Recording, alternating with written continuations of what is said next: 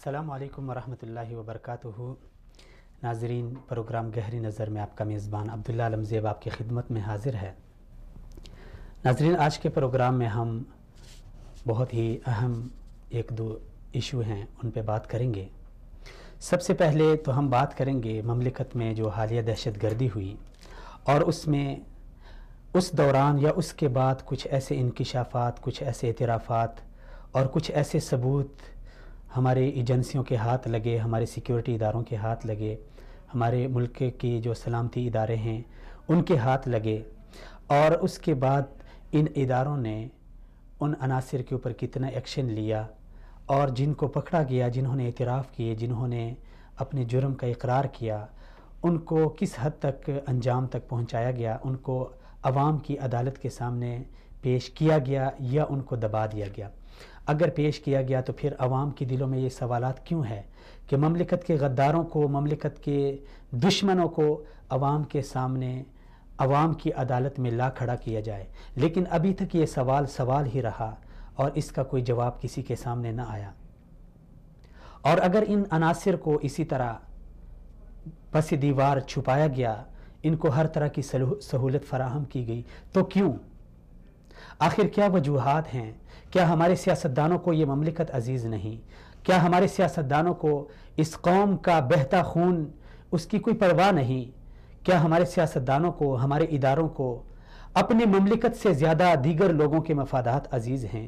بہت سارے ایسے سوالات ہیں جن پہ آج ہم بات کریں گے کہ کس قدر پاکستانی قوم کو بیوقوف بنا کے آپس میں لڑایا گیا، اور کس قدر بیرونی ایجنسیاں اور خاص کر ہمارے پڑوسی ممالک کی ایجنسیاں متحرک ہیں، کیا گل کھلا رہی ہے، اور نت نئے جو انکشافات ہو رہے ہیں، نت نئے جو اعترافات ہو رہے ہیں، جو ثبوت سامنے آ رہے ہیں، اس حوالے سے قوم اور اس معاشرے کے دلوں میں، ذہنوں میں بہت سارے سوالات ہیں، لیکن ان کا جواب ابھی تک کسی کو نہیں مل رہا۔ آج ہم اس نقطے پہ بات کریں گے کہ کیوں ایسے عناصر کو دبایا جاتا ہے۔ کیا اس مملکت سے عزیز بھی کوئی چیز ہے؟ اس مملکت سے عزیز بھی کوئی دوسری دھرتی ہے کہ جس کی عزت میں یا جس کی حفاظت میں یا جس کے لحاظ میں اس مملکت کی سرزمین کو، اس قوم کو اور اس قوم کا خون، اس کو داؤ پہ لگایا گیا؟ اس حوالے سے بات کرنے کے لیے ہمارے ساتھ کچھ مہمان حضرات، سینئر تجزیہ نگار جناب فاروق درویش صاحب، اور اسی طرح طارق اسماعیل ساگر صاحب، اور اسی طرح نوجوان صحافی کالم نگار جناب غلام نبی مدنی صاحب، سینئر تجزیہ نگار جناب ناصر محمود ملک صاحب، اور پروگرام کے دوسرے سیشن میں ہم بات کریں گے جو ابھی حالیہ دنوں ہمارے چیف جسٹس ہائی کورٹ اسلام آباد کے ہائی کورٹ کے چیف جسٹس شوکت عزیز صدیقی صاحب نے ایک نہایت ہی ایک ایمان افروز فیصلہ دیا ہے، اور یقیناً میں سلام پیش کرتا ہوں چیف جسٹس صاحب کو، اور میری پوری قوم اور پوری امت آپ کو سلام پیش کرتی ہے کہ آپ نے دنیا کو یہ میسج دیا، دنیا کے سامنے یہ ثابت کر دیا کہ پاکستان میں، پاکستانی اداروں میں اب بھی ایسے لوگ ہیں جو رسول خدا صلی اللہ علیہ وسلم کی محبت پہ مر مٹنے کے لیے اب بھی تیار ہیں۔ ان کے اس شاندار فیصلے کو میں اور اپنی تمام ٹیم کی طرف سے میں سلام پیش کرتا ہوں کہ چیف جسٹس صاحب نے کہا کہ رسول خدا صلی اللہ علیہ وسلم کی حرمت کے لیے میرے ماں باپ، میری جان اور میری نوکری سب کچھ قربان۔ سلام ہو چیف جسٹس آپ پہ۔ اس حوالے سے ہم بات کریں گے کیونکہ یہ جو بدتمیزی چلی تھی یہ سوشل میڈیا سے چلی تھی، ایک گستاخانہ پیج بنے، اس کے بعد قوم کے دلوں کو ایک ٹھیس پہنچی، اور کیسے قوم کے اندر ایک تشویش پیدا ہوئی۔ اس کے بعد ایسے ہمارے جب معاشرے میں ایسے لوگ ہوں تو یقیناً ایسے لوگوں کا منہ بند ہوگا۔ اس کے بعد پھر کچھ مذہبی جماعتوں نے احتجاجی مظاہرے کیے، پرامن مظاہرے کیے۔ ان تمام امور پہ ہم بات کریں گے پروگرام کے دوسرے سیشن میں۔ اس حوالے سے ہمارا ساتھ دیں گے، ہمیں جوائن کریں گے سوشل ایکٹیوسٹ جناب صاحبزادہ محمد بلال خان صاحب، جو کہ چشمدید گواہ ہیں ان تمام واقعات کے۔ تو ابھی سب سے پہلے ہم ناصر صاحب کو کال پہ لے لیتے ہیں، انہوں نے ہمیں جوائن کیا ہے۔ السلام علیکم ورحمۃ اللہ وبرکاتہ۔ وعلیکم السلام ورحمۃ اللہ وبرکاتہ۔ جی ناصر محمود ملک صاحب، بہت شکریہ، آپ نے شرکت کی، سلامت رہیں سر۔ اچھا، سب سے پہلے ہم بات کرتے ہیں مملکت میں ایک طرف ہماری قوم کو ایک آپس میں لڑایا گیا اور دوسری طرف یہ انکشاف ہوا جب لاہور میں دھماکے ہوئے سر، اس کے بعد یہ پتہ چلا کہ جو اس کا جو نیٹ ورک تھا وہ انڈیا سے براہ راست چنائی سے چلایا جا رہا تھا۔ کیا سمجھتے ہیں کہ ایسے جب اعترافات سامنے آئیں گے، ایسے ثبوت آئیں گے اور اس کے اوپر ہم اس طرح کی خاموشی اختیار کریں گے تو ہمارا مستقبل کیا ہوگا؟ بسم اللہ الرحمن الرحیم۔ عبداللہ بھائی، آپ کا بہت شکریہ کہ آپ نے مجھے اظہار خیال کا موقع دیا۔ بہت نوازش سر۔ سب سے پہلے تو میں آپ تمام دیگر جو مہمان ہیں ان کی خدمت میں بھی آداب عرض کرنا چاہتا ہوں۔ نوازش سر۔ دیکھیے، بات یہ ہے عبداللہ بھائی، یہ تو آج کی بات نہیں ہے، پہلے بھی آپ نے بہت دفعہ دیکھا اور آپ یہ جانتے ہیں کہ یہ جتنے بھی معاملات ہوتے ہیں ہمارے ملک کے اندر، جتنی بھی گڑبڑ ہوتی ہے، اس میں ہمارے پڑوسی ممالک شامل ہوتے ہیں۔ اس کے بارے میں ہم ہمیشہ یہ کہتے ہیں، ساری دنیا کو پتہ ہے، ایسا نہیں ہے کہ پاکستان کی حکومت کو یا ایجنسیوں کو یا ہمارے لوگوں کو پتہ نہیں ہے کہ یہ ہندوستان سے، یہ ایران سے، افغانستان سے اور بعض اوقات دبئی سے بھی اس طرح کے کام کنٹرول ہوتے ہیں جی۔ لیکن مسئلہ یہ نہیں ہے، دیکھیے جو آپ کے دشمن ہیں، جو آپ کے مخالفین ہیں، انہوں نے آپ کے خلاف کام کرنا ہے، انہوں نے اپنی دشمنی پوری کرنی ہے۔ آپ ان سے دشمنی کی ہی توقع رکھیں، وہ آپ کو پھول نہیں بھیجیں گے، آپ کو لاشیں ہی بھیجیں گے۔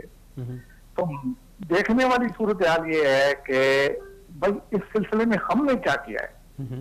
ہمارا جو کردار ہے وہ یہ ہے کہ ہمیں ان کا مقابلہ کرنے کے لیے تیار رہنا چاہیے، اور ان کا راستہ بہت عرصہ ہو گیا ہمیں ان کا مقابلہ کرتے ہوئے، تو ہمیں اتنا ہماری کیپیسٹی کو بلڈ ہو جانا چاہیے کہ ہم ان کا راستہ روک سکیں۔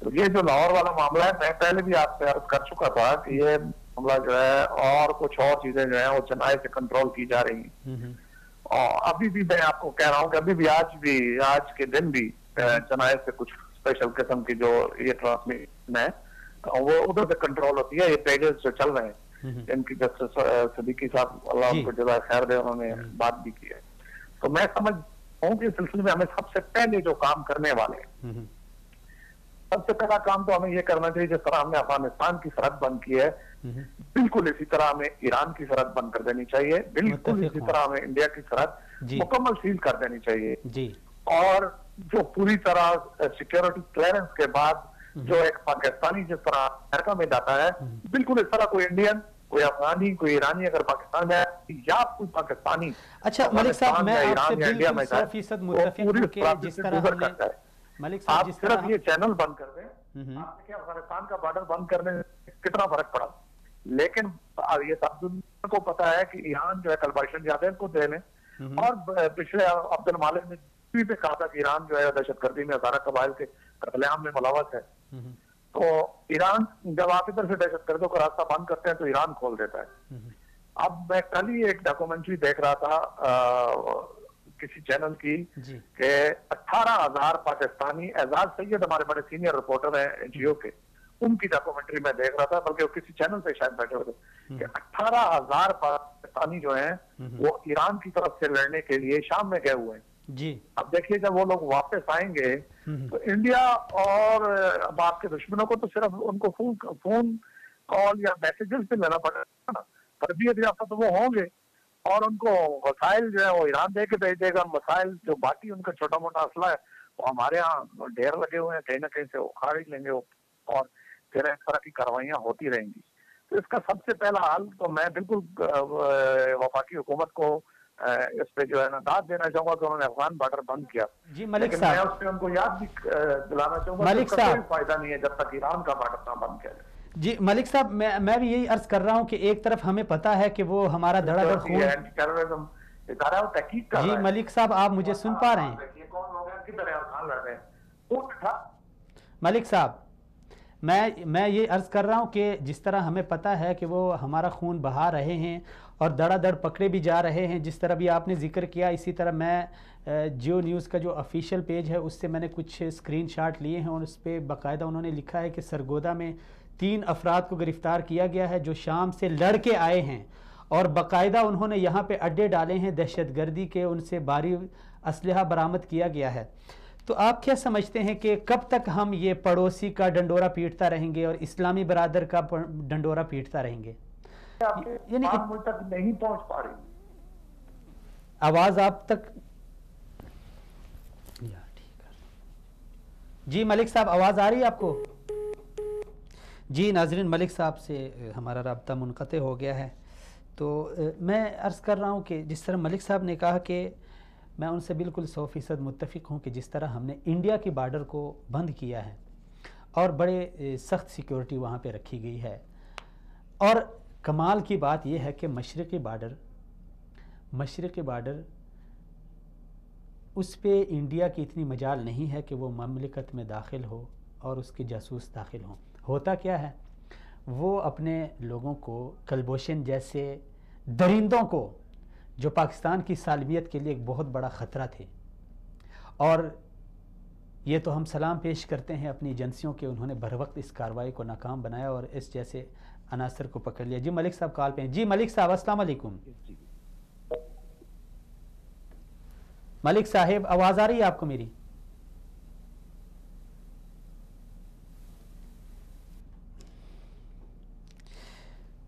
تو انڈیا مشرقی بارڈر کو چھوڑ کر اپنے کارندوں کو بھیج رہا ہے ایران، اور ایران سے پھر وہ مداخلت کر رہے ہیں پاکستان میں. اب سوال یہ ہے کہ جب ہمیں پتہ بھی ہے کہ انڈیا ہمارا دشمن ہے، کھلا دشمن ہے، اور اس کے پاس کوئی چارہ نہیں ہے سوائے ان دو ممالک کے کہ وہ ایران میں آتا ہے، ایران سے پھر پاکستان میں مداخلت کرتا ہے، وہ افغانستان جاتا ہے، افغانستان میں اس نے 40 قونصل خانے بنائے ہیں، اور صرف اسی لیے کہ وہ پاکستان کے اندر کلبوشن جیسے درندوں کو بھیجتا رہے، اور بھیج بھی رہا ہے.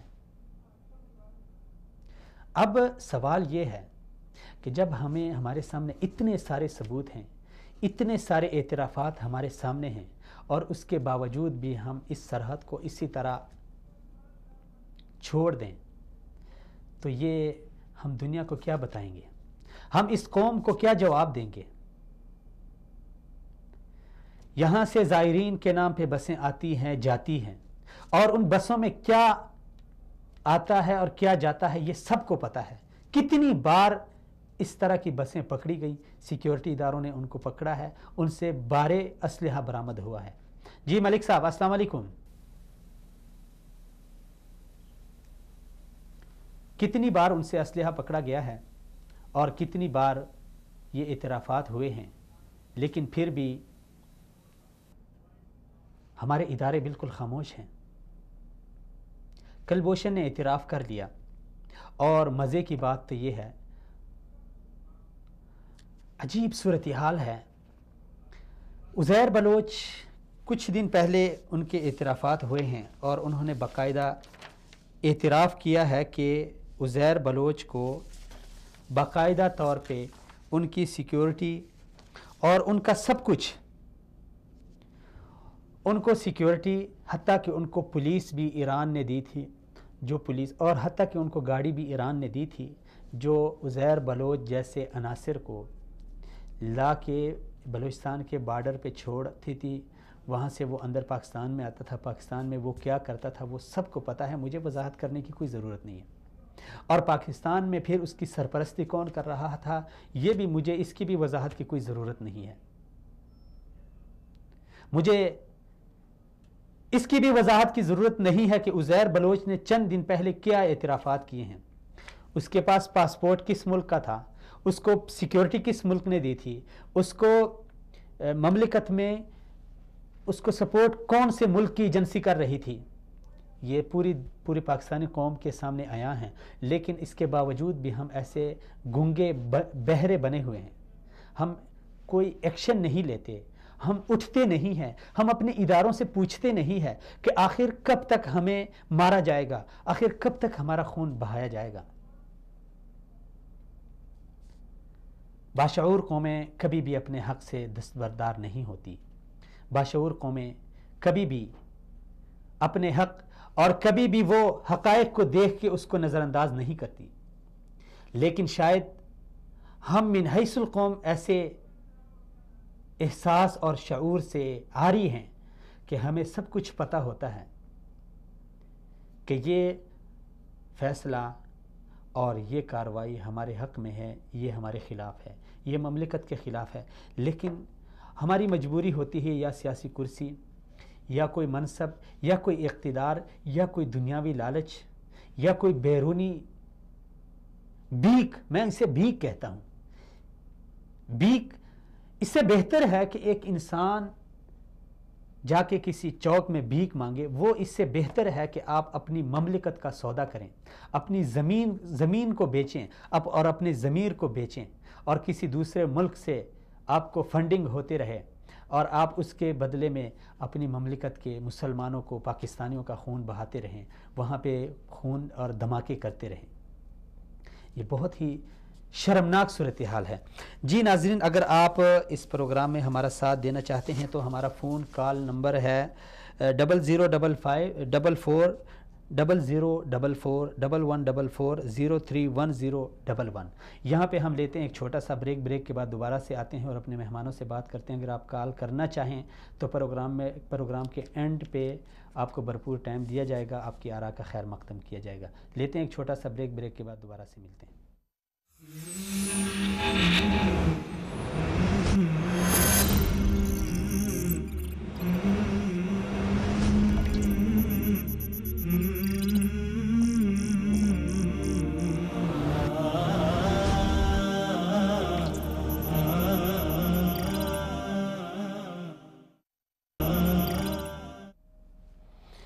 ویلکم بیک ناظرین، بریک کے بعد آپ ناظرین کو پھر سے خوش آمدید۔ ہم بات کر رہے تھے مملکت میں بیرونی ایجنسیاں، خاص کر ہمارے پڑوسی ممالک کی ایجنسیاں کیا گل کھلا رہی ہے، اس حوالے سے ہم بات کر رہے ہیں۔ غلام نبی مدنی صاحب ہمارے ساتھ فون کال پہ ہیں، ان کو لے لیتے ہیں۔ السلام علیکم ورحمۃ اللہ۔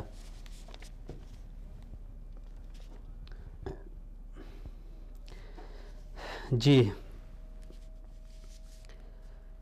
تو ناظرین، بریک سے پہلے میں عرض کر رہا تھا کہ من حیث القوم یہ ہم سب کا فرض بنتا ہے، کسی ایک شخص کی ذمہ داری نہیں ہے، اور ہمیں میرے خیال میں سب سے پہلے اپنے مفاد کو مقدم رکھنا چاہیے، اپنی مملکت کی سالمیت کو مقدم رکھنا چاہیے۔ جی مدنی صاحب، السلام علیکم ورحمۃ اللہ۔ جی وعلیکم السلام ورحمۃ اللہ۔ مدنی صاحب بہت شکریہ سر، آپ نے شرکت کی۔ مدنی صاحب، سب سے پہلے تو میں عرض یہ کروں گا کہ ہم دیکھ رہے ہیں یہ لاہور میں دھماکے ہوئے، اس کے بعد اس کا نیٹ ورک پکڑا گیا، اور اس کے کچھ دیگر مملکت میں کراچی میں گرفتاریاں ہوئی، عزیر بلوچ نے کچھ اعترافات کیے، مہدی موسوی کی شکل میں اعترافات ہوئے، یہ سرگودا میں کچھ گرفتاریاں ہوئی۔ یعنی ان سب کچھ کے باوجود وہ کیا چیز، کون سی چیز آڑے آتی ہے کہ ہم ایک بھرپور ایکشن نہیں لیتے اور خاموشی اختیار کر جاتے ہیں؟ کیا سمجھتے ہیں آپ؟ جی بسم اللہ الرحمن الرحیم۔ جی سب سے پہلے بنیادی بات تو یہ ہوتی ہے کہ کسی بھی ملک کا جو امن ہوتا ہے، جو امن استحکام ہوتا ہے، جی یہ ریاستی جو ادارے ہیں ان کی ذمہ داری ہوتی ہے بنیادی۔ جی بالکل ایسی ہے۔ اور جو ریاست کا پورا نظام ہے، جو ریاست کا امن و استحکام ہے، یہ سارا کا سارا گزرتا ہے صرف ایک چیز کی، تو وہ ایک چیز ہے ہمارا عدالتی نظام۔ جیسے کہ ہمارے ہاں جتنا عدالتی نظام مستحکم اور مضبوط ہوگا، جتنا آزاد ہوگا، اور اس طرح سے لوگوں کو آسانی کے ساتھ اپنے معاملات کو عدالت تک لے کے جانا اور ان کے فیصلے سننے کا وہ فائدے ملتے رہیں گے، اتنا ہی زیادہ وہ ملک پاورفل ہوگا۔ تو میں یہ سمجھتا ہوں کہ ان چیزوں کے اندر جیسے ہمارے ہاں جتنے بھی طے کرتے واقعات ہوتے ہیں، آئے روز ہر دوسرے تیسرے دن جو واقعات ہو جاتے ہیں، اور پھر ہم وقتی طور پر ہم اس میں وقتی طور پر ہماری طرف سے بیان بازی کی جاتی ہے اور افسوس کا اظہار بھی کر دیا جاتا ہے، اور پورے ملک کے اندر ایک سوگوار کی کیفیت بھی ایک اظہار بھی بن جاتی ہے۔ تو یہ ایک وقتی وہ باتیں ہیں، اس کے پیچھے اصل وجہ ہے کہ ہمارا عدالتی نظام وہ مضبوط نہیں ہے۔ اب دیکھیں، اب ہمارے عدالتی نظام کا آپ اندازہ یہ لگا لیں کہ آپ کو جب واضح طور پر چلا گیا کہ کلبھوشن جو ہے وہ ایجنٹ ہے، اس کے ذریعے سے تخریب کاری ہمارے ملک میں ہوئی، یہ جیسے مہدی موسوی پکڑا گیا ہے، تو کہاں ہے قوم کے سامنے؟ وہ نہیں ہے، وہ قوم کے سامنے نہیں ہے۔ عدالت نے اس کا فائل نہیں کیا، اس کو لے کر عدالت پوچھ نہیں سکتی ہے اس کے بارے میں کہ اسے کیوں کیا ہے۔ اب تو اس طرح کی جو کیفیت ہو، اچھا عدالت تو مدنی صاحب، مدنی محترم، عدالت تو اندرونی معاملات کو سنبھالتی ہے، لیکن جو خارجہ پالیسی میں وہ کون سی چیز آڑے آ جاتی ہے کہ ہم اپنے کسی پڑوسی ملک کے سامنے بھرپور ایکشن نہیں لیتے؟ یہ بھی عدالت کی ذمہ داری ہے کہ جی جی عدالت واقعی اندرونی معاملات کو سنبھالتی ہے، لیکن جب اندرونی معاملات کے اندر آپ کے اندرونی معاملات کے اندر تقریب کر آئیں گے، ذمہ داری بنتی ہے کہ وہ ایکشن لے، لوگوں سے پوچھیں ان کے بارے میں. جہاں تک ہماری ریاستی انتظامیہ کی بات ہے، تو ریاستی ادارے ہیں ان کی بات ہے، ان کے ہاں کچھ اپنی مجبوریاں ہیں، کچھ ہر کوئی اپنے کیا مجبوری ہو سکتی ہے؟ آپ کیا سمجھتے ہیں کہ اس صورتحال میں جب ایک طرف مملکت کا جو امن ہے وہ غارت ہو رہا ہے، اس کی سلامتی داؤ پہ لگی ہوئی ہے، تو وہ کون سی مجبوری آڑے آ جاتی ہے؟ کیا سمجھتے کون سی مجبوری ہو سکتی ہے؟ ہماری مجبوریاں یہ ہیں کہ ہماری جو ریاستی ادارے ہیں وہ یہ سمجھتے ہیں کہ ہم جو اپنے پڑوس میں لوگ، ہمارے پڑوس میں جو لوگ رہتے ہیں، ہم ان کے ساتھ اچھے تعلقات رکھیں، ہم ان کے ساتھ لڑائی اپنے تعلقات کو خراب نہیں کرنا چاہتے، ان کے ساتھ لڑائی مول لینا نہیں چاہتے. لیکن جو ہمارے پڑوس میں جو ہمارے دوسری جو ممالک ہیں جو بیٹھے ہوئے ہیں، وہ ہمیں دوستی کے روپ میں ہماری پیٹھ کے اندر ہوتے ہیں، لیکن اس کے باوجود ہم بیدار نہیں ہوتے ہیں. ٹھیک ہے، اب دیکھیں آپ خالد کی خبر ہے، دیکھیں عبدالبشر کہاں سے آیا؟ عبدالبشر ایران سے آیا، ٹھیک ہے، اور مہدی موسی کا ایجنٹ تھا، وہ ایران کے ذریعے پکڑا گیا. عزیر بلوچ جو ہیں، اور یہ جو عزیر بلوچ اور اس طرح کے جو دیگر لوگ جو پکڑے گئے ہیں، وہ ان کو بوم فنڈنگ کر رہا تھا. ٹھیک ہے، اب جہاں تک طالبان کی بات ہے، وہ بھی ایران کے ذریعے آ رہے ہیں ہمارے ملک میں، بلوچستان کے ذریعے داخل ہو رہے ہیں. جو ایران کے جو طالبان کے جو کمانڈر ملا منصور پکڑا گیا اور مارا گیا، وہ کہاں سے آیا؟ ایران سے آیا. اب ہمارے اداروں کو البتہ اس میں ہم یہ کہہ سکتے ہیں کہ کچھ نہ کچھ ان کو خطر ہونے لگی ہے اور وہ ان معاملات کو اچھی طرح سے ڈیل کرنے لگے ہیں. اب دیکھیں، ابھی 2 دن پہلے کی خبر ہے کہ ہمارے جو بلوچستان کے ساتھ جو ہماری بحرین سرحد ہے، اس بحرین سرحد پر اپنی جو فوج ہے، ہماری فوج، اس کو لگانے کا وہ کیا گیا ہے، اس کو باقاعدہ طور پر اس کی نگرانی کی جائے گی، اور یہ اچھی پیش رفت ہے. میں یہ کہتا ہوں کہ جو ہمارے ارد گرد پڑوسی بچے ہیں، جیسے انڈیا ہے، ہم بظاہر تو یہ نام لے دیتے ہیں کہ اس معاملے میں ملوث ہے، صرف ان ناموں لینے، ان کے نام اور ان کرنے سے فائدہ نہیں ہوگا، بلکہ ہمیں عملاً ان سے سمجھانا ہوگا کہ بھائی یہ ہمارا ملک ہے، آپ ہمارے پڑوسی ہیں، ہم آپ کے ساتھ چلنا چاہتے ہیں، ہم آپ کے ساتھ امن کے ساتھ رہنا چاہتے ہیں. لیکن اگر آپ ہمیں امن سے نہیں جینے دیں گے تو ہم بھی آپ کے ساتھ وہی معاملہ کریں گے جو آپ ہمارے ساتھ کر رہے ہیں. تو اس سلسلے میں ہمارے جو ریاستی ادارے ہیں واقعی ان کی کمزوری ہے، اور وہ اپنے ان مفادات کو محض خوش فہمی میں مبتلا ہو جاتے ہیں کہ جی یہ ہم اگر ان کے ساتھ لڑائی مول لیں گے تو وہ ہمارے مخالف بن جائیں گے، وہ ہمارے دشمن ہو جائیں گے، اس لیے ہم ان کے ساتھ اچھے تعلقات رکھنا چاہتے ہیں. اب ہمارے ریاستی اداروں کی کیا مجبوریاں ہیں؟ مجبوریاں ان کی یہی ہیں، وہ کہتے ہیں کہ ہماری ایک سرحد مشغول ہے، ایک سرحد علیہ کے ساتھ مشغول ہے، دوسری طرف ہمیں افغانستان کے ساتھ جو ہے ہمیں اپنے مسائل کو سامنے ہے ادھر سے. اب اگر ہم بلوچستان کے اندر بھی ایران کی سرحد پہ بھی مشغول ہو جائیں گے تو ہمارے لیے مسائل پیدا ہو جائیں گے. حالانکہ ہم دنیا کی پاورفل قوم ہے، ہمارے دنیا کی بہترین فوج ہے، ہمارے پاس دنیا کی بہترین اسلحہ اور بہترین ٹیکنالوجی ہمارے پاس ہے، لیکن اس کے باوجود کیا ہے ہمارے یہاں مدنی صاحب، میرا تو یہ خیال ہے کہ اگر ہم مدنی صاحب اگر ہم یہ کہیں کہ ہم اندرونی طور پہ خلفشاروں میں مشغول ہیں، مصروف ہیں، یا ایسے مہم جوئیوں میں مصروف ہیں، ایک طرف یہ قبائل میں طالبان کے ساتھ یا دیگر، اور اس طرف ہماری توجہ نہیں جاتی، تو کیا سمجھتے ہیں آپ جو اندرونی جو ہماری جو خانہ جنگی ہے، یہ بھی تو ان لوگوں کی مسلط کردہ ہے نا، یہ ہماری اپنی تو نہیں ہے؟ جی بالکل بالکل، اصل میں بات یہ ہے کہ دشمن وقتی وار کسے کہتے ہیں کہ اندرونی طور پر وہ خود نہ لڑے آ کر، وہ ہمیں آ کر ان کو لڑنا نہ پڑے، بلکہ یہ خود ہی دشمن کا وار یہ ہوتا ہے کہ دشمن یہ چاہتا ہے کہ میں جہاں پر جا کے لڑنے جا رہا ہوں مجھے لڑنا نہ پڑے اور جو میرے اہداف ہیں وہ خود بخود حاصل ہوتے رہیں. اس میں آپ یہ دیکھیں کہ ہمارے ہاں جو فرقہ واریت اور لسانیت اور جو عصبیت ہے یہ کن کی طرف سے بھڑکائی ہوئی ہے؟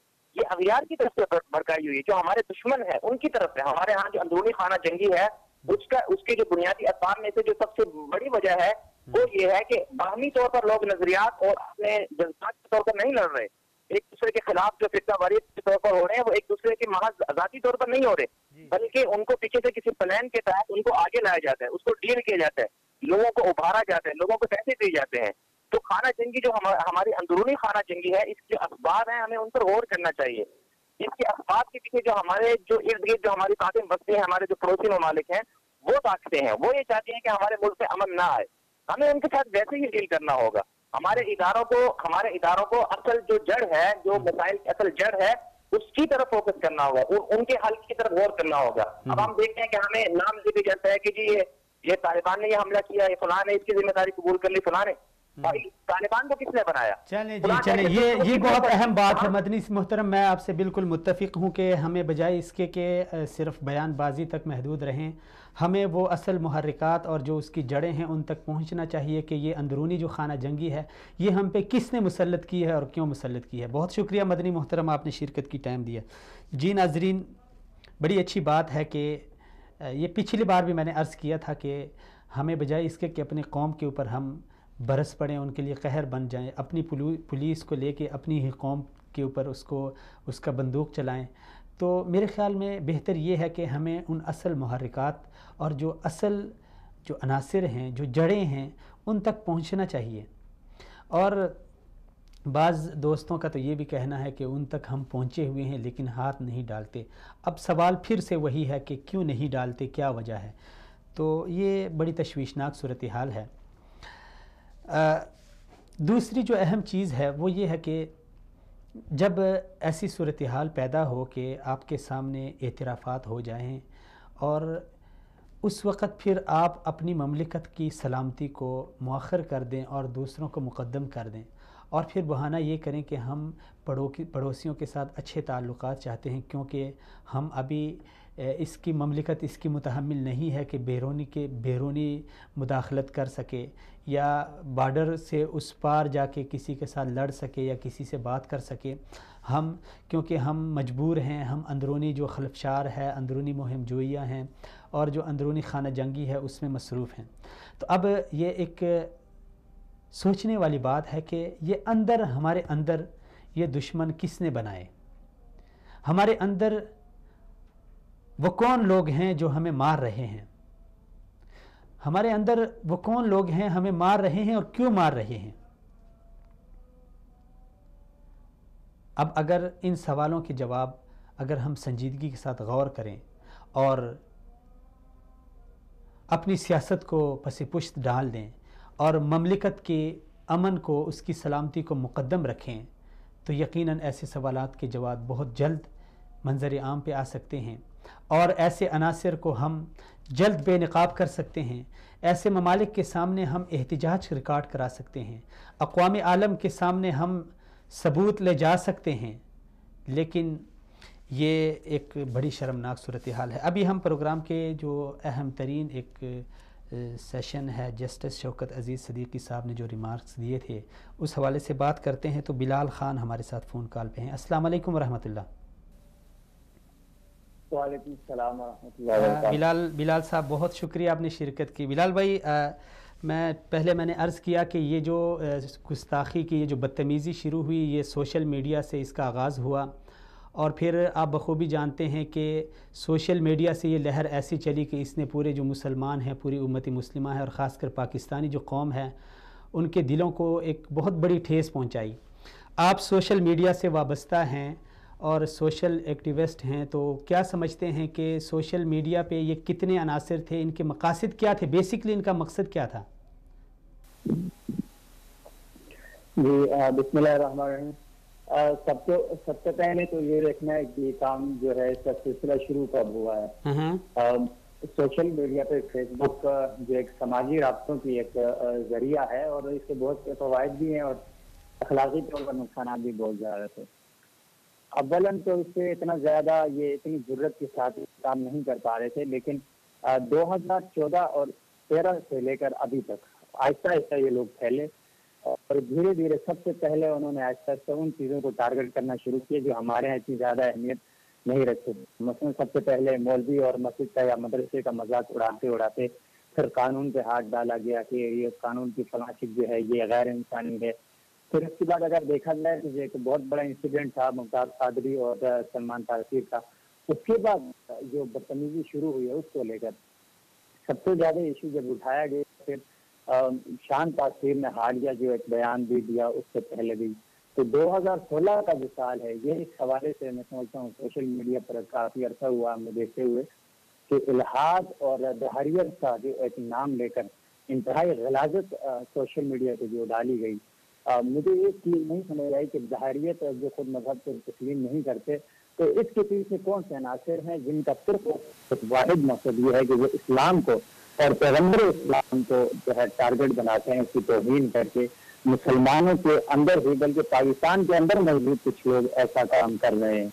تو سب سے پہلے تو یہ کام تھا ان اداروں کا جن کا تعلق ہے سائبر سے، جن کا تعلق ہے ایسا ہی خصوصاً اس کا کام تھا ہی کہ ایسے لوگوں کو ٹریس کیا جاتا، لیکن کچھ ایسے نوجوان جو سوشل میڈیا پہ کام کر رہے ہیں ایسے گستاخانہ پیجز کے خلاف، گستاخانہ گروپس کے خلاف، انہوں نے اتنا کچھ بھی کیا کہ ان کو علمی اور منطقی ہو کر ان کو جوابات بھی دیتے رہے، ان کی معلومات اکٹھی کر کے وہ بھی حکومتی اداروں کو دیتے رہے۔ میں بہت سی چیزیں جو ہے پیش کر سکتا ہوں جب ہمیں مانگا گیا کہ وہ لڑکوں نے دیا جی بلال صاحب ایک مختصر سی لابی تھی، لیکن وہ آپ کیا سمجھتے ہیں یہ اتنے زیادہ متحرک تھے کہ انہوں نے اس طرح ایک بدتمیزی کا ایک طوفان برپا کیا تھا، یا پھر ان کو جو سپورٹ مل رہی تھی وہ زیادہ تیز تھی؟ بہت بڑا فیکٹ ہے اس کا بھی کہ ان کے پیچھے ہیں کون، اصل میں کوئی مطلب یہ انفرادی طور پہ نہیں ہو رہا، ایک منظم کام ہے جس کے تحت مختلف ملکوں سے ان کو سپورٹ دیا جا رہا ہے۔ اکثریت کا تعلق اگر آپ دیکھیں تو پہلے بھی ہم کہہ چکے ایران، قادیان یا پھر انگلستان اور ہندوستان، یہ چار ایسی جگہ ہیں جہاں سے ان کو سپورٹ بھی ملتی ہے، اور اکثریت کا تعلق جو پاکستان میں نہیں رہتے وہ باہر سے ان لوگوں کو سپورٹ کرتے ہیں۔ اور جو حالیہ یہ بھینسا روشنی اور موسی کے تحریک کے کچھ لوگ جو پاکستان کے لے گئے تھے، وقاص گورا ہے، راشن شہید جو پاکستان ہے، یہاں سے ان کو پکڑا گیا۔ یہ ایک پروفیسر سلمان حیدر ہے جو جس کا تعلق اسلام آباد یونیورسٹی سے، اس کو پکڑا گیا، اس کے ساتھ 3 اور بندے تھے، سمر عباسی جس کا تعلق کراچی سے تھا، ان سب کو گرفتار کیا گیا اور 11 دن کے یا 12 دن کے بعد ان کو چھوڑ دیا گیا۔ اب سوال اداروں سے یہ ہے، ان لوگوں سے جنہوں نے ان کو گرفتار کیا، کہ اگر ان کے اوپر الزامات تھے اور انہی الزامات کی بنیاد پر آپ نے ان کو گرفتار کیا تھا تو آپ نے کیا پیش رفت کی اور کس بنیاد پر ان کو آپ نے رہائی کی، اور وہ لوگ اب کہاں ہیں؟ اور اس کے بعد بھی یہ سلسلہ جو جاری ہے اب تک کا حال، اور ان کی سرپرستی کرنے والے لوگ جو میڈیا کے اوپر مختلف چینلز کے اوپر آگے یہ اہانت مذہب، توہین رسالت کو اہانت مذہب کے نام پر اس پردے میں چھپایا جا رہا ہے، اور اس میں مطلب فریڈم آف اسپیچ کے نام پر اختلاف ہو سکتا ہے۔ یہ کون سا اختلاف ہے جس میں پیغمبر اسلام کو معاف نہیں کیا گیا؟ اور جو لوگ اس کے خلاف آواز اٹھاتے ہیں، ان گستاخانہ پیجز کے خلاف یا ان گستاخوں کے خلاف، ان کے پروگرام بند کر دیے گئے۔ بہت سے آدمی دیکھتے ہوں گے جنہوں نے آواز اٹھائی ان کو بین لگا دیا گیا، پھر ان کو عدالتوں میں دلایا گیا، 15 ان کے اوپر بھی ایکشن لیتا، لیکن کیمرہ نے یا پی ٹی اے نے بھی کبھی نہیں دیکھا کہ یہ پیجز ہمارے اندر بھی آتے ہیں، ہماری کوئی ذمہ داری بنتی ہے۔ اب یہ حالیہ جو ایک اس کے اوپر جو ہمارے اسلام آباد ہائی کورٹ کے چیف جسٹس جناب شوکت عزیز صدیقی صاحب نے جو اپنا فیصلہ سنایا ہے، یقیناً اس سے مسلمانوں کے دلوں کو خوشی ہوئی ہے اور ان کو سلام پیش کرتے ہیں۔ تو اگر ان کو آپ خراج تحسین پیش کرنا چاہیں، آپ نے لکھا بھی ان کے بارے میں اور بڑے اچھے انداز سے پوری قوم نے ان کو سلام پیش کیا ہے، تو کیا کہنا چاہیں گے اس حوالے سے آپ؟ کوئی شبہ نہیں ہے کہ یہ کیس جو فالو اپ اب ہو رہا ہے، طارق اسد ایڈوکیٹ اور مان صاحب نے یہ پٹیشن دائر کی جس کو سماعت کے لیے منظور کیا جسٹس میں ان کا ایک بہت ہی اچھا ریکارڈ ہے، پہلے بھی ان کا صاحب کا، انہوں نے جب یہ چیزیں دیکھی تو میرا نہیں خیال کہ اگر آج جس طرح انہوں نے کہا کہ وزیر اعظم تقریب آواز فوراً اور آج ہی کے دن پہنچایا جائے، اور یقیناً پہنچ چکا ہوگا، اگر وزیر اعظم خود بھی دیکھنے یا کوئی بھی کلمہ مسلمان کو مواد دیکھے جس کیس کے اندر ان کو پیش کیا گیا تو کسی کے جذبات جو ہے وہ اجازت نہیں دیں گے، دین غیرت اجازت نہیں دے گی کہ اس کے بعد بھی اس ملک میں اس طرح کی ایکٹیویٹیز جو ہیں ان کو جاری رہنا چاہیے۔ تو انہوں نے یہ فیصلہ کیا، بہت ہی یعنی میں سمجھتا ہوں کہ پوری قوم کا انہوں نے حق ادا کیا، اور جو ان کے آنسو تھے یقیناً وہ اس بے حسی پر آنسو تھے، ہماری امت مسلمہ کی اجتماعی بے حسی پر، لیکن ان کے ساتھ آپ نے ایک اور چیز ایڈ کروں گا کہ جیسے ہی انہوں نے یہ فیصلہ دیا ہے اور اس کے روزانہ کی بنیاد پر سماعت ہو رہی تو ایک لابی پھر سے متحرک ہو گئی ہے۔ اب دیکھنا یہ ہے کہ ایک جج کے خلاف جو لابی کھڑی ہے، جو ایک جھوٹی ٹیسٹ میں ان کو لانا چاہتے ہیں، ان کے خلاف عدم اعتماد کی کوئی کیفیت پیدا کرنا چاہتے ہیں، یہ وہی لابی ہے جس نے ہمیشہ گستاخوں کو سپورٹ کیا، ہمیشہ جو گستاخ اٹھتا ہے ان کی حالت کرنے والے یہ لوگ ہیں۔ اگر دیکھیں آج احمد جہانگیر کا ایک نہایت عجیب و غریب قسم کا ایک رویہ رہا ہے، طارق اسد ایڈوکیٹ جو کیس لڑ رہے ہیں، انہوں نے ان کو تانا دے کر کہا کہ یہ مولوی ہے یا اس نے عدالت کو مسجد بنا کے رکھا ہے، یعنی کہ ان کے نزدیک مولوی اور مسجد ایک نفرت کا نشان ہے کہ عدالت کو انہوں نے کہا کہ مسجد ہے. بالکل ہمیں تو اس میں خوشی ہے کہ عدالت بھی مسجد بنے اور ان کے پیسے بھی مساجد میں ہوں. انہیں جو لابی ہے ان کے ساتھ اور بھی بہت سے لوگ اٹھیں گے. میں آپ کو کہہ رہا ہوں. اچھا بلال خان، آخری میں یہ بات پوچھنا چاہوں گا کہ اس حوالے سے آپ نے سوشل میڈیا پہ کال دی تھی اور بڑے کافی تعداد میں لوگ جمع ہو گئے تھے اسلام آباد میں، انہوں نے ایک پرامن مظاہرہ کیا ہے. تو آپ کیا سمجھتے ہیں کہ اگر اس طرح کے مظاہروں سے کام چلے گا یا پھر ہمیں مزید متحرک ہونا پڑے گا اور مزید اس طرح کی جو لابی ہے ان کا مقابلے میں ہمیں مزید بڑھ چڑھ کے آگے آنا ہوگا؟ دیکھیے، وہ کال تو تحریک نام سے رسالت کی پرسنل میری کال نہیں تھی، تو ہم نے تو سوشل میڈیا پہ یہ چلایا کہ بھائی آپ نے شرکت کرنی ہے، اور وہاں پہ تمام مسائل کے لوگ موجود تھے. میرا جو پرسنل اوپینین ہے اس حوالے سے ایٹ لیسٹ ہم نے یہ اپنی جو ہے نا احتجاج ریکارڈ کروانا اور اداروں کو بیدار کرنا محسوس تھا. اور ایک افسوسناک امر یہ ہے کہ وہ پریس کلب وہ جگہ ہے جہاں پہ پوری دنیا کی اٹینشن ہوتی ہے، نیشنل پریس کلب ہے. یہاں انٹرنیشنل میڈیا بھی اس کو کور کرتا ہے، لیکن ہمارا قومی میڈیا ہے، نیشنل میڈیا نے اس چیز کو اتنا ہائی لائٹ نہیں کیا. کل کی اگر آپ تمام پروگرام کو آگے دیکھ لیں، کل کی تمام جو نیوز ہیں اس میں سے کوئی خاص اس کو کوریج نہیں دی گئی. تو یہاں پہ لوگوں کا آنا خوشائند اس لحاظ سے لوگ اب جاگ رہے ہیں. خصوصاً آپ نے دیکھا وہاں پہ نوجوانوں کی تعداد تھی، اور وہاں پہ ایک بہت بڑی چیز اگر دیکھیں تو وہ نوجوانوں کے وہ جذبات تھے، جو ایمانی غیرت تھی.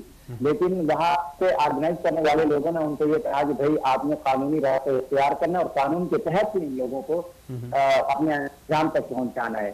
تو اس میں اگر آپ نے کچھ عرصہ پہلے دیکھیں جو گستاخ بلاگرز ہیں مبینہ جن کے اوپر یہ الزام تھا ان کو گرفتار کیے گئے، ان کی رہائی کے حق میں یہی آسنا جہانگیر لابی جب تھی تو 10 سے 12 گھنٹے بھی پروٹیسٹ نہیں ہوتے تھے. وہاں پہ وہ خواتین تو چار ہوتی ان کے ساتھ ایک طرف بھی وہ رکھ کے تو پورا روڈ بند کر دیتے تھے. اس کی کوریج ملتی تھی انٹرنیشنل میڈیا تک بھی. تو یہ کیا وجہ ہے کہ اس پر ایک ہفتے تک پروگرام ہوتے رہے کہ وہ جناب سماجی کارکن تھے. یہ کون سے سماجی کارکن ہیں داخل کرنے کے بعد سماجی کارکن بن جاتے ہیں یا بلاگر؟ میں بلاگر ہوں، میں نے تقریباً 7 سال بلاگنگ کی ہے، میں سوشل میڈیا پہ ایکٹیو رہتا ہوں، ساری چیزیں دیکھی ہیں. مجھے یہ بلاگنگ کا یہ طریقہ نہیں سمجھ آیا کہ جس میں صرف اور صرف آپ مذہب کی توہین کرتے ہیں، رسول اللہ کی توہین کرتے ہیں، مسلمانوں اور اپنے آئین کا مذاق چلاتے ہیں. تو یہ تھا کہ اپنا پیغام آگے پہنچانا تھا. میرا خیال یہ ہے کہ پورے ملک میں ایسا ہونا چاہیے، ہر عدالت میں کسی کیس کو فالو کرنا چاہیے کہ یہ گستاخیوں سلسلہ بند ہونا چاہیے، کیونکہ یہ ہماری ایمانی غیرت کا امتحان ہے. تو آپ کو جو خراجی تحسین پیش کرتا ہوں کہ آپ کی جانب سے ہمیشہ اس معاملے میں تعاون رہا ہے اور آپ نے آواز اٹھائی ہے، اور چند ایسے لوگ ہیں جو میڈیا کے اندر موجود ہیں اور اس چیز میں ہمیشہ تعاون کرتے ہیں، تو یہ ہم سب کی ذمہ داری ہے. بہت شکریہ بلال خان، بہت نوازش آپ نے شرکت کی، ٹائم دیا. جی ناظرین، یہ سلام ہے بلال خان کو جو ایک نوجوان ہیں اور اس عمر میں ان کے بڑے خواہشات بھی ہیں اور یہ بہت کچھ اگر کرنا چاہیں تو کر سکتے ہیں، لیکن انہوں نے اپنی جوانی کو، اپنا قلم اور اپنا ضمیر، اپنی فکر، اپنی سوچ کو ایسے امور کی طرف لگا رکھا ہے اور یہ بہت بڑی بات ہے. ایسے نوجوان یقیناً ہمارے معاشرے کا سرمایہ ہیں، ایسے نوجوان یقیناً ہمارا روشن مستقبل ہیں. اور میں گزارش کرتا ہوں ان تمام بھائیوں سے کہ بلال خان کو اپنا ایک رہنما مان لیں کہ اس عمر میں وہ کیا کچھ کر رہے ہیں. میں انہیں سلام پیش کرتا ہوں اور سلام ہے ہمارے چیف جسٹس شوکت عزیز صدیقی صاحب کو کہ انہوں نے ایسا دلیرانہ فیصلہ دے کے دل خوش کر دیا کہ مملکت کے اداروں میں، عدالتوں میں اب بھی ایسے لوگ ہیں جنہیں ناموس رسالت صلی اللہ علیہ وسلم اپنی جان سے بھی پیاری ہے. تو ناظرین، یہ ہمارا پروگرام کا دوسرا سیشن تھا جو کہ بہت اہم تھا. ابھی اس کے بعد ہم دوبارہ سے چلتے ہیں اپنے پہلے اس موضوع کی طرف کہ پاکستان میں بیرونی مداخلت کس قدر متحرک ہے اور ہمیں کس قدر الجھایا گیا ہے. فاروق درویش صاحب فون کال پہ ہیں. السلام علیکم ورحمۃ اللہ. السلام علیکم ورحمۃ اللہ وبرکاتہ. وعلیکم السلام جناب درویش صاحب، بہت شکریہ سر، سلامت رہیں. آپ نے شرکت کی، آپ نے ٹائم دیا. درویش صاحب، میں اس سے پہلے مدنی صاحب سے بھی عرض کر چکا ہوں کہ میرا جو پروگرام کا آج کا اہم ترین سوال ہے، میں سب مہمانوں سے وہ ایک سوال دہرا رہا ہوں کہ کتنی بار مملکت میں بیرونی مداخلت کے ثبوت سامنے آئے. میں اب اس کو اگر گننا چاہوں تو میرے پاس پوری ایک لسٹ پڑی ہے کہ کس کس نے کہاں کہاں اور کس قسم کا اعتراف کیا، لیکن اس کے باوجود ہماری طرف سے ایک بھرپور ایکشن نہیں لیا جاتا. اس کی بنیادی وجہ کیا ہے؟ وہ کون سی چیز آڑے آتی ہے؟ وہ کون سی چیز ہے جو رکاوٹ بنتی ہے؟ بسم اللہ الرحمن الرحیم. برادر محترم, میں پہلے بھی عرض کر چکا ہوں آپ سے آپ کے پروگرام میں جی. ہماری قوم کے جو اگر آپ سائیکو انالیسس کریں تو یہ قوم کی مثال صرف اور صرف ایک سوڈے کی بوتل جیسی ہے جس میں وقتی طور پر نمک کی چٹکی ڈال دینے سے ایک بڑا ہیجان پیدا ہوتا ہے, طوفان اٹھتا ہے, اور اس کے بعد بالکل ایسے ہی سب کچھ جو ہے وہ بیٹھ جاتا ہے جیسے سمندر کی جھاگ.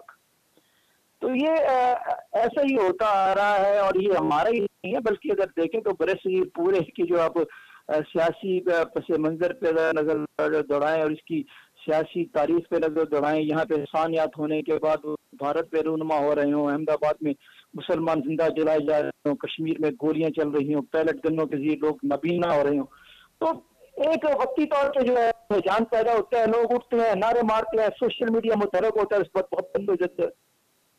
اسی طرح آپ دیکھیں کہ جب بلوچستان سے بھارتی جاسوس پکڑا جاتا ہے, تمام ثبوت سامنے آتے ہیں, تمام شواہد جو ہے وہ بول رہے ہوتے ہیں, چیخ چیخ کر پکارتے ہیں کہ جناب بھارتی ایجنسیاں جو ہیں وہ آپ کے بلوچستان کے شہر شہر قصبے قصبے گاؤں گاؤں میں جو ہے وہ متحرک ہو چکی ہیں.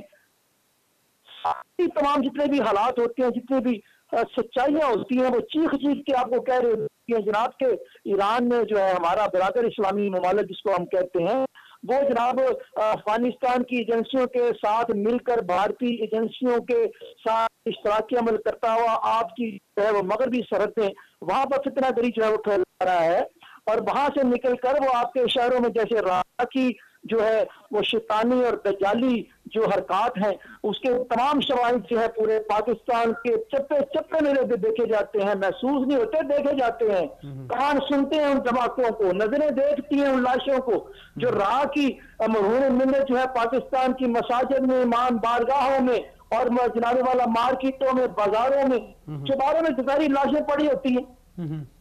تو یہ اس بات کا جو ہے وہ کھلا ثبوت ہے جناب والا کہ یہاں پر غیر ملکی جو ایجنسیاں ہیں وہ اپنی پوری طاقت کے ساتھ, پوری دجالیت کے ساتھ. سر درویش صاحب, آپ کیا سمجھتے ہیں کہ ابھی اس وقت لوگوں کے جو بہت سارے تحفظات ہیں وہ کہتے ہیں کہ صرف پاکستان میں ایک راہ ملوث ہے اور یہ جو سب کچھ ہو رہا ہے یہ راہ کے اس سے ہو رہا ہے, اشاروں سے ہو رہا ہے یا اس کی سپورٹ سے ہو رہا ہے, تو یہ صرف راہ کی ہے یا مزید ممالک کی ایجنسیاں بھی یہاں پہ متحرک ہیں مملکت میں؟ اس وقت آپ کو میں عرض کروں کہ سی پیک کا موقع معاملات دیکھ لیں یا اس سے پہلے جو ہماری جو تھی بار اگینسٹ وہ دیکھ لیں. اب جناب وہ جو ہے وہ فتنہ دوسرا فساد جو ہے اس کے بارے میں جو ہے وہ ایک جو ہے مشن لے کے چلی ہے افواج پاکستان رد فساد کے خلاف. آپ کسی بھی معاملے کو اٹھا کے دیکھ لیں, اس کو کھنگا کے دیکھ لیں, اس کی بال کی کھال اتار کر دیکھ لیں, آپ کو راہ کہیں نظر نہیں آئے گی. راہ کے ساتھ آپ کو ایرانی ایجنسیاں بھی کا اشتراکی عمل بھی نظر آئے گا, سی آئی اے کی جو ہے وہ دستِ شفقت بھی آپ کو نظر آئے گا, افغانی ایجنسیوں کی ساری کارستانیاں بھی نظر آئیں گی. راہ کے بھی کیا کر سکتی ہے؟ راہ کا کبھی بھی اکیلی کام نہیں کر رہی, بلکہ صرف افغانی, ایرانی اور راہ ہی نہیں, سی آئی اے نہیں, بلکہ اس وقت تو جیسے کہ میرا خیال ہے کہ وہ بڑے دنوں سے نہیں بلکہ بڑے سالوں سے جناب طارق اسماعیل ساگر جیسے جو مفکر ہیں, جو اس قوم کا سرمایہ ہے, جو دانشور, وہ چیخ چیخ کر کہہ رہے ہیں کہ جناب آپ دیکھیں کہ اس وقت تو پاکستان میں بھارتی جو آپ کی اینٹی پاکستان ایجنسیاں ہیں راہ ہے, اور اس کے بعد افغانستان کی ایجنسیاں ہیں, ایران کا ایک بچہ یہاں پہ ہر شاعر ایران کی ایجنسی کا کردار ادا کر رہا ہے. ان کے جتنے بھی یہاں پہ رابطیوں کے جو مفکر بنے ہیں, دسوں کا دانشور ہیں, وہ ایرانی ایجنسیوں کا کردار ادا کر رہے ہیں. وہ صرف وہی نہیں, شام کی ایجنسیاں, عراق کی ایجنسیاں, سب یہاں پر اینٹی پاکستان کام کرنے کے لیے یکجان ہو کر ایک مٹھی کی طرح جو ہے میدان عمل میں ہے. اور ہم کیا کر رہے ہیں, ایک واقعہ ہوتا ہے تو جانے والا ہم بڑا شور میں چاہتے ہیں, ایسے وہ سودے کی جو ہے بوتل اس میں ایک نمک کا جو ہے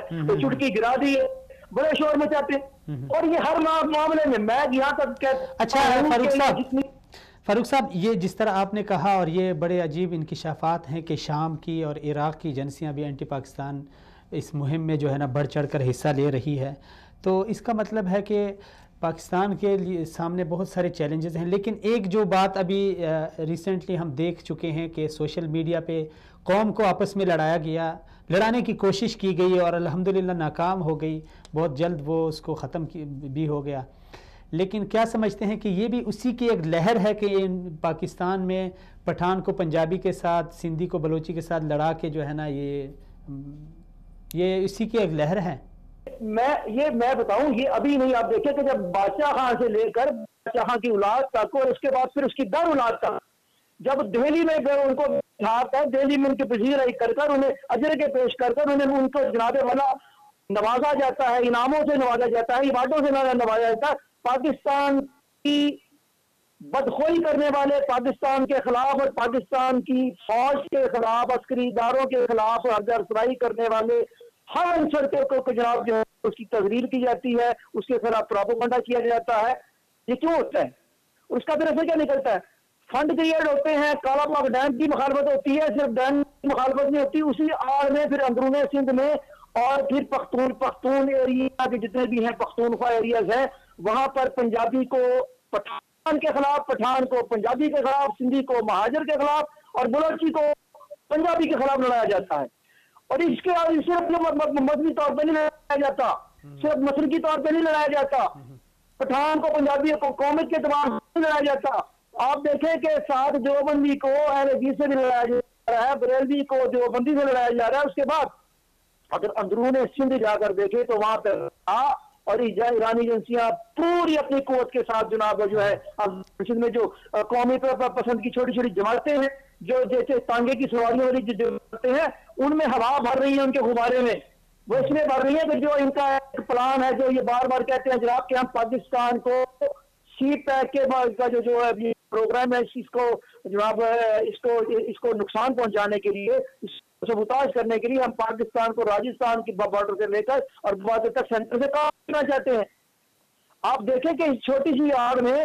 چلیں فاروق صاحب، بہت شکریہ. ابھی ساگر صاحب ہمارے ساتھ فون کال پہ لائن پہ موجود ہیں، ان کو لے لیتے ہیں. بہت نوازش آپ نے شرکت کی. جی ناظرین، درویش صاحب، فاروق درویش صاحب ایک سینئر تجزیہ نگار اور کالم نگار ہیں. تاریخ سے ان کو بہت شغف ہے اور خاص کر پاکستان کے حوالے سے پاکستان کی محبت میں بڑے ہی سرشار ہیں. اس مٹی سے انہیں جتنی محبت ہے اس کا اندازہ آپ ان کی تحریروں سے لگا سکتے ہیں کہ کسی کو بھی خاطر میں نہیں لاتے. ان کو صرف جی طارق اسماعیل ساگر صاحب فون کال پہ موجود ہیں، ان کو لے لیتے ہیں. السلام علیکم ورحمۃ اللہ. وعلیکم السلام ورحمۃ اللہ. سر ساگر صاحب بہت شکریہ سر، سلامت رہیں، آپ نے شرکت کی. سر کچھ دن پہلے آپ کا ایک آرٹیکل پڑھنے کا موقع ملا، تو اس میں آپ نے لکھا ہے کہ عزیر بلوچ سے پہلے ان بے شرم سیاستدانوں کو کٹہرے میں لانا چاہیے جو ملک سے غداری کرنے والوں کے سہولت کار بنے ہوئے ہیں.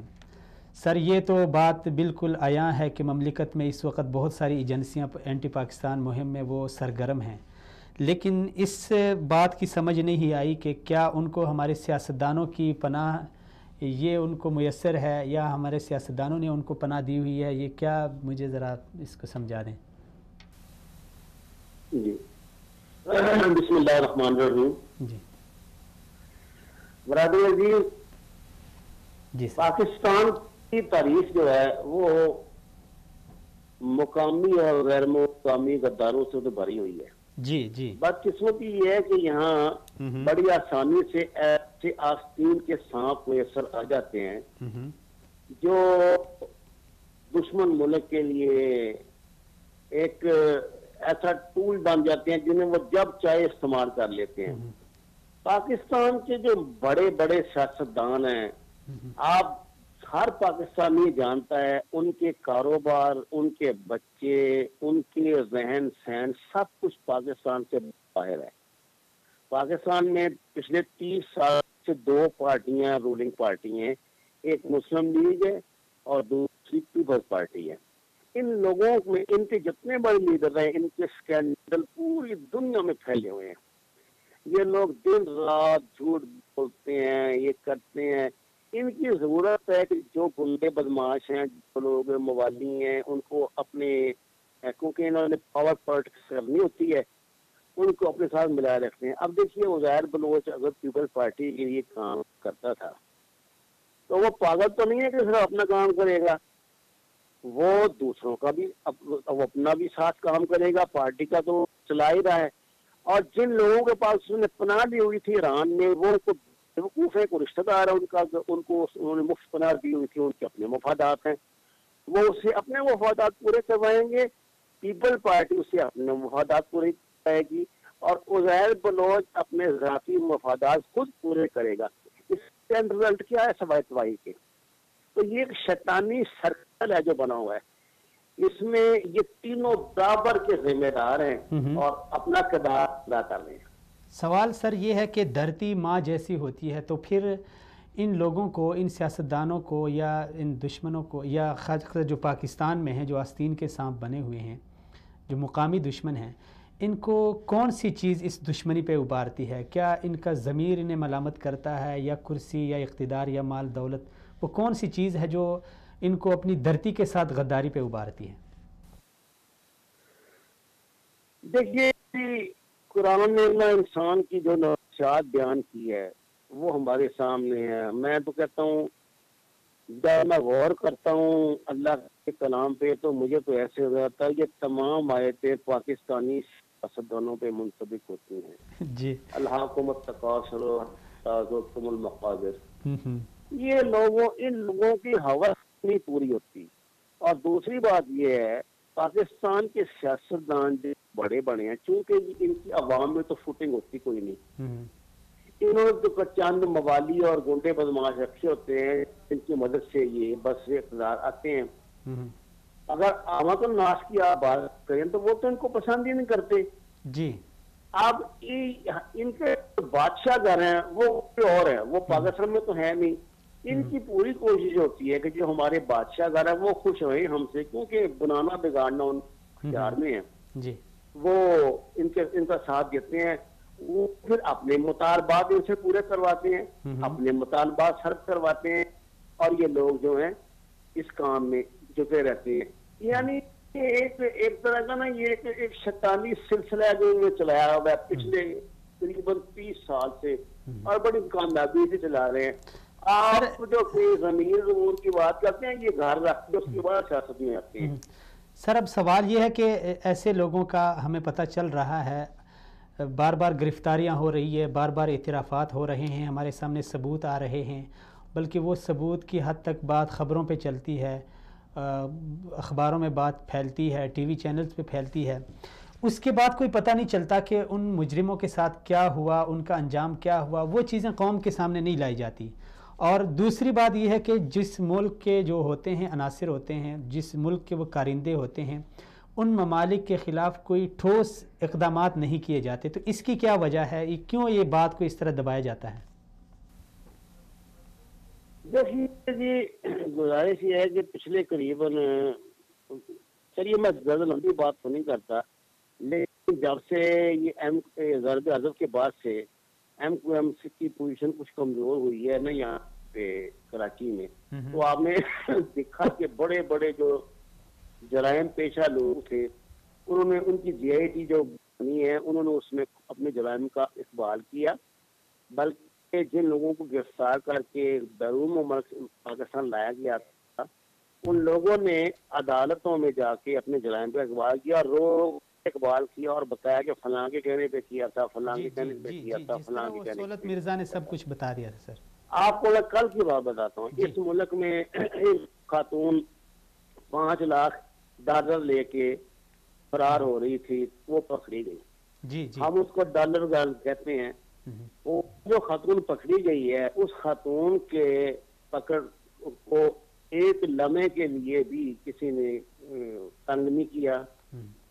कुछ दिन दिखावे के लिए उसको जेल में रख लिया, उसकी जमानत भी हो गई, वो चली भी केस भी अवाम में उड़ गया। जिस बंदे ने गिरफ्तार बचाने किया था, जो केस चला रहा था जी, उसको कत्ल कर दिया गया, उस एक्साइज इंस्पेक्टर को कत्ल कर दिया गया, और आज वो हवाई जहाज में उड़ के पाकिस्तान से बाहर में चली गई। जबकि हमारा वजीर दाखिला जो चिल्ला के कह रहा था कि जी ये तो بڑے یہ بلیک منی ہے، یہ فلانا ہے، یا یہ ہے، یا وہ، یہ سب چور ہیں، ایک دوسرے کی چوری کو جانتے ہیں.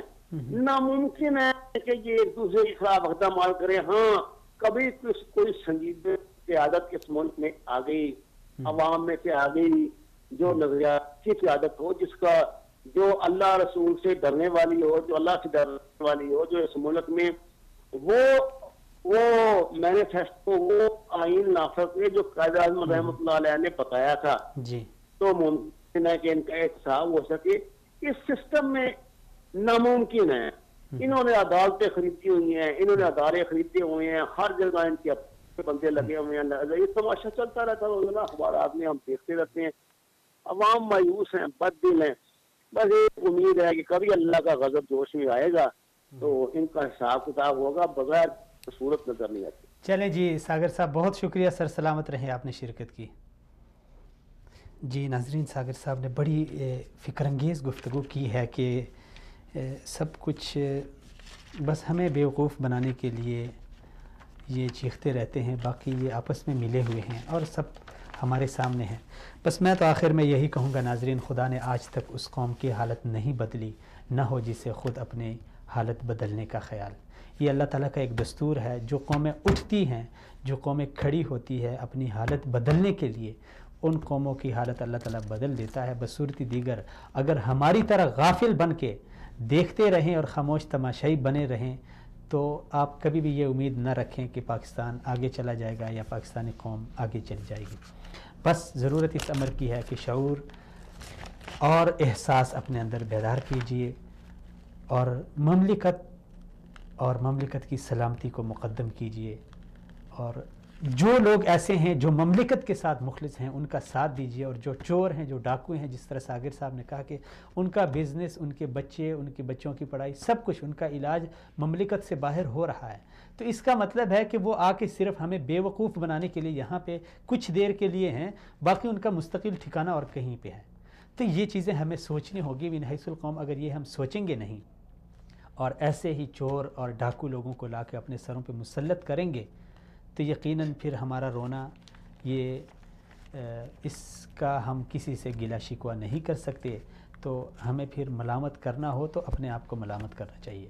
اسی لیے قوم بنیے، بیدار قوم بنیے اور باشعور قوم بنیے، تب جا کے ملک بھی ترقی کر سکتا ہے اور ملت بھی ترقی کر سکتی ہے. اجازت دیجیے، اگلے پروگرام میں پھر سے ملاقات ہوگی. اللہ حافظ.